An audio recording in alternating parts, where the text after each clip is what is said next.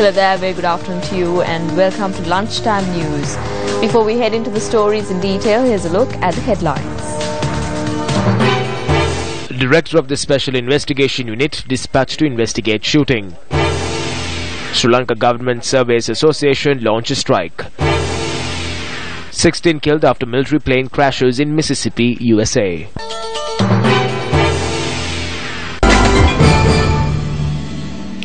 The police media unit says that the director of the Special Investigations Unit at the police headquarters has been sent to Point Pedro to investigate into the shootings incident that occurred in the area last Sunday. A 25-year-old youth was killed following a shooting by police officers at a truck transporting sand in Point Pedro on Sunday night. A sub-inspector and a police constable attached to the Point Pedro police were arrested yesterday in connection with the shooting incident, and they have also been suspended of duties.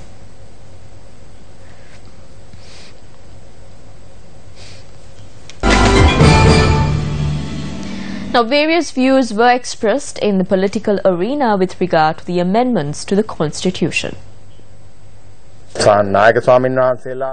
We will not reject the statement which was made by the Nayaka. We will take it up with the Mahanayakas. So as part of the party, we intend to speak to the Theros as well as other religious leaders about this. I believe that even an amendment would do at this juncture. We wanted to bring in a new constitution in line with a new culture. Therefore, this is an attempt not to bring in a new UNP-based constitution nor an SLFP-based constitution. This is the constitution of the Sri Lankan Republic. Therefore, we don't need to oppose the public to formulate a new constitution because this is not something that we are preparing for ourselves, but for the people. Just because we start big projects to build bridges, roads and factories, a country won't develop. I have not seen another country like that either. There are just two very small aspects that the government needs to focus on in order to develop the nation. First is to protect law and order, and the second is to build proper infrastructure. I did not see anywhere that the Mahanayaka Theros have refused the idea of a constitution reform.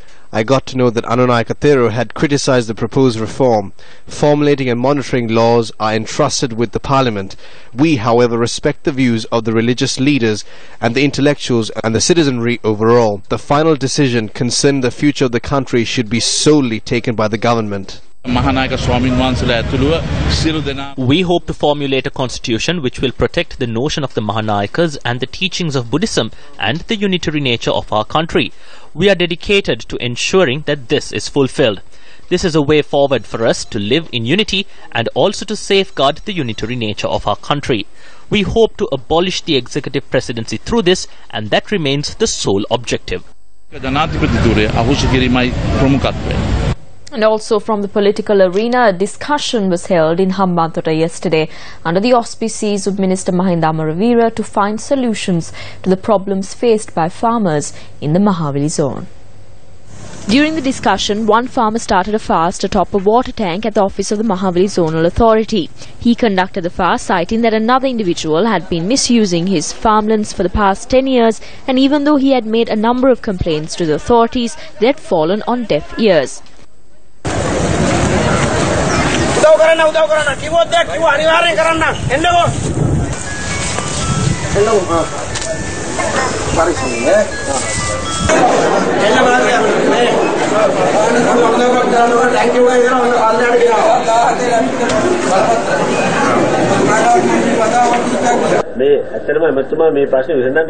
I honestly don't think that even the gods can solve all the problems here. There were thousands of them, as you saw, with issues that are many years old. But I hope to solve as many problems as I can in a fair and just manner without any political interference, so that justice will be meted out to those who really deserve it. The Mahaweli Authority is full of problems. Now, it was just reported to me that certain quarries that have been excavated are so large that even if all the refuse at the Mitotumulla garbage dump is relocated to this location, those pits cannot be filled. On to a story that Newsfirst has been closely watching at this morning's sitting of the Presidential Commission of Inquiry into the Central Bank bond issue. The Attorney General's Department informed the Commission that senior officer at the EPF Saman Kumara was interdicted by the Central Bank yesterday. A comprehensive update on today's proceedings will be on our primetime news bulletin at 9 tonight. Still in local news, yesterday there were strong words from MP Sunil Handunetti on the bond scam and those involved.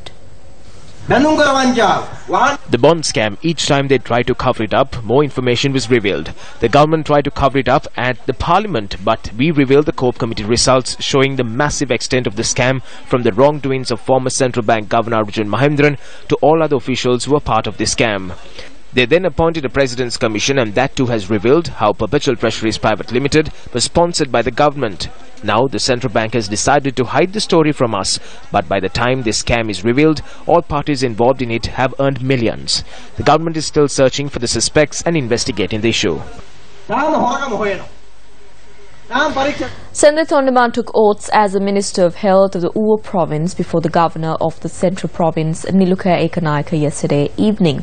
Sendil Thondaman contested from the Badula district for the Ceylon Workers' Congress and was elected to the Uva Provincial Council. Thondaman was sworn in before the Governor of the Central Province, since the Governor of the Uva province is currently overseas. Members of the Sri Lanka Government Surveyors Association have launched a 48-hour strike.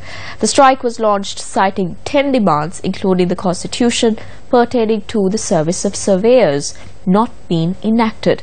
Addressing a ceremony in Hambantota, chairman of the Sri Lanka Government Surveyors Association, Dumindu Dagama, said that even though they discussed their grievances with the authorities on a number of discussions or occasions, they did not receive a proper solution. Newsfirst made inquiries from the Secretary to the Ministry of Lands, Professor IHK Mahanama, and he said that in order for a solution to be provided, the grievances must be given to him in writing. The Ministry of Disaster Management says that the damage estimates to houses that were destroyed by the recent landslides and floods will be completed before the 31st of August. Director of the National Disaster Relief Services Centre, Chaminda Pathiraja, says that 85,811 houses in 15 districts were affected as a result of the recent natural disasters. Out of that, 3,129 houses were destroyed. The most damage was caused to houses in the districts of Gaul, Mathura, Ratnapura and Hambantota. Chaminda Pathiraja said that compensation would be paid to the landlords of houses that were affected upon the completion of the damage estimates. A container truck transporting tea leaves from Vallimada to Colombo has toppled over near the Woodland Estate in Hatton. Vehicular movement on the Hatton-Kandy Road was disrupted as a result of the accident. Police said that careless driving caused the truck to topple. Our correspondent said that no one was injured in the incident.